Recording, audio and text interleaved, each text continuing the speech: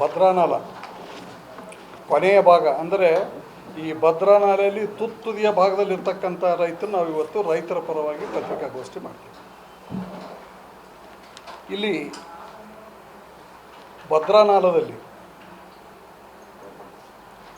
171.500 TMC ಆದರೆ ನಮ್ಮ dam ತುಂಬುತ್ತೆ. ಇವತ್ತು ಪ್ರಸ್ತುತವಾಗಿ ನಮ್ಮ ಡ್ಯಾಮ್ನಲ್ಲಿ ಇವತ್ತಿನ ದಿನ 56.69 TMC ನೀರಿದೆ. ಇದರೊಳಗೆ 8.5 TMC ಕುಡಿಯೋ ನೀರಿನ ಯೋಜನೆಗೆ ಬಳಕೆ ಮಾಡ್ತಾರೆ, ಅದು ರಿಸರ್ವ್.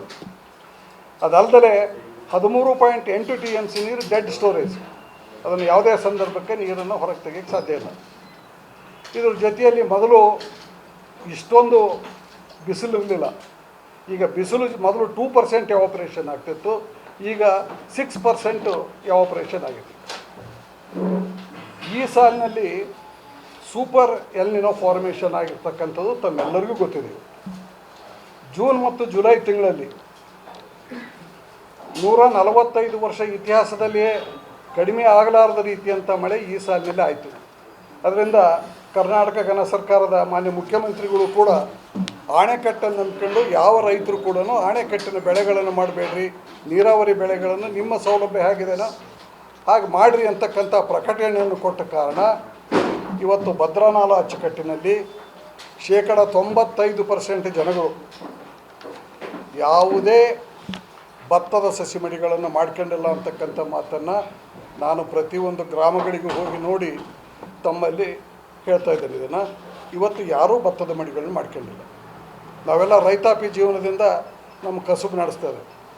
ಇವತ್ತು ಭತ್ತದ ನಾಟಿಗೆ ಜೂನ್ ಜುಲೈ ತಿಂಗಳಲ್ಲಿ ನೀರು ಕೊಟ್ಟರೆ, ನಾವು ಆ ತಿಂಗಳಲ್ಲಿ ನಾಟಿ ಮಾಡ್ಕೊಂಡ್ರೆ ನವಂಬರ್ ತಿಂಗಳು ಪೂರ್ವದಲ್ಲಿಯೇ ಭತ್ತದ ಬೆಳೆ ಬರ್ತಾಯಿತ್ತು. ನವಂಬರ್ ಶುರುವಾದರೆ ಮೂಡುಗಾಳಿಗೆ ಏನು ಶುರುವಾಗುತ್ತೆ, ಶುರುವಾದರೆ ಭತ್ತದ ಗೊನೆ ಹೊರಗೆ ಬರೋದಿಲ್ಲ. ಕೇವಲ 5ರಿಂದ 10% ಇಳುವರಿ ಬಂದರೆ ಭಾಳ ಆಗೋಗ್ತದೆ.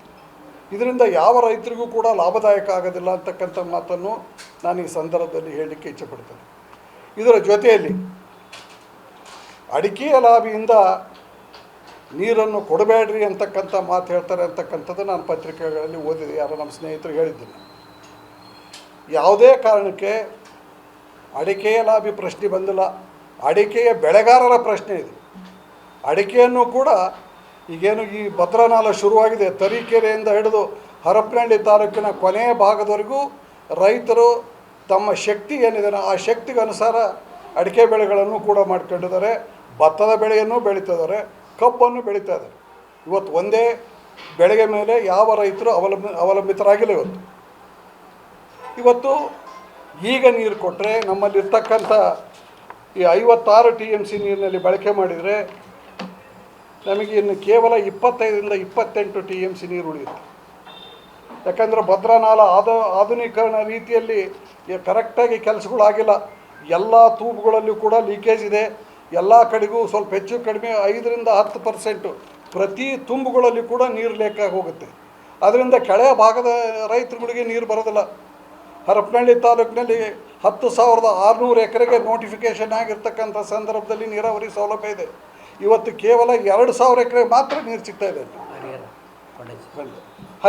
ಈ ಕೊಂಡಜ್ಜಿಗೂ ಕೂಡ Hiremegalagere tank balancing reservoir, Hiremegalagere tank ಮುಖಾಂತರನೇ ಕೊಂಡಜ್ಜಿ ಕೆರೆಗೆ ನೀರು ಕೊಡ್ತಾರೆ. ಹರಿಹರದ ತಾಲೂಕಿನ ತುತ್ತುದಿಯ ಭಾಗದ ರೈತರು ಅಲ್ಲಿ ಕೂಡ ಆ ಕೊಂಡಜ್ಜಿ ಭಾಗದಲ್ಲಿ ಕೂಡ ಕೆಲವರು ಅಡಿಕೆ ಮಾಡ್ಕೊಂಡಾರೆ, ಕೆಲವರು ಭತ್ತ ಕಬ್ಬುಗಳನ್ನು ಬೆಳೀತಾ ಇದ್ದಾರೆ.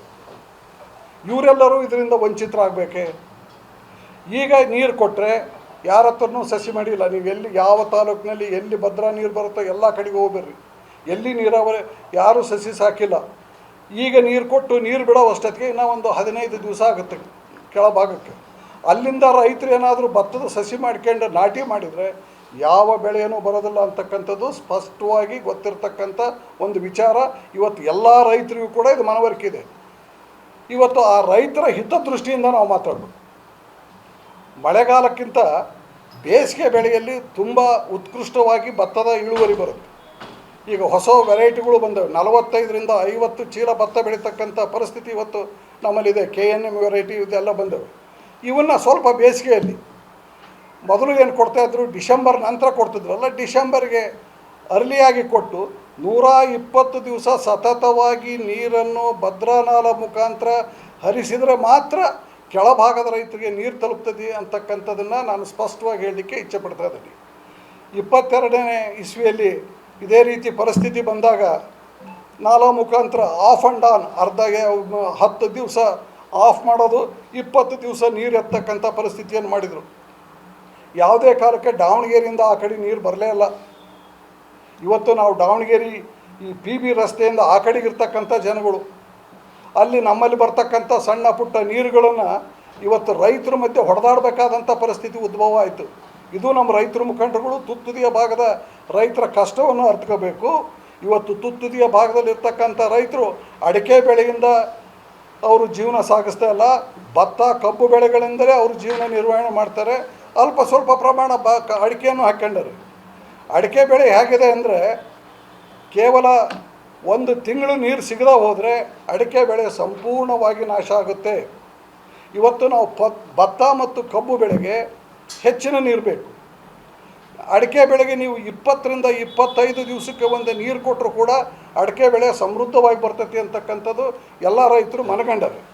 ನೀರಿನ ಪ್ರಮಾಣ ಕೂಡ ಕಡಿಮೆ ಉಪಯೋಗ ಆಗ್ತದೆ. ಇದನ್ನೆಲ್ಲವನ್ನೂ ಮನಗಂಡು ಇವತ್ತು ಈ ಭಾಗದ ಈಗೇನು ಭದ್ರಾ ನಾಲಾ ಶುರುವಾಗಿದೆ, ತರೀಕೆರೆಯಿಂದ ಹರಪನಹಳ್ಳಿ ತಾಲೂಕಿನ ಕೊನೆಯ ಭಾಗದ ರೈತರವರೆಗೂ ಕೂಡ ಈ ನೀರನ್ನು ಸಮರ್ಪಕವಾಗಿ ಕೊಡಲಿಕ್ಕೆ ಸರ್ಕಾರ ದೃಢ ನಿರ್ಣಯವನ್ನು ಕೈಗೊಳ್ಳಬೇಕು. ಬೇಗ ಬೇಸಿಗೆಯಲ್ಲಿ ಡಿಸೆಂಬರ್ ತಿಂಗಳಲ್ಲಿ ನೀರು ಕೊಡಬೇಕು ಅಂತಕ್ಕಂಥದ್ದು ಈ ಭಾಗದ ರೈತರ ಮನವಿ. ಇದರ ಜೊತೆಯಲ್ಲಿ ತಮಗೆಲ್ಲರಿಗೂ ಮಾಹಿತಿ ಇದೆ, ಅಪ್ಪರ್ ಭದ್ರಾ ಪ್ರಾಜೆಕ್ಟ್ ಅಂತ ತೊಗೊಂಬಂದಿದ್ದಾರೆ.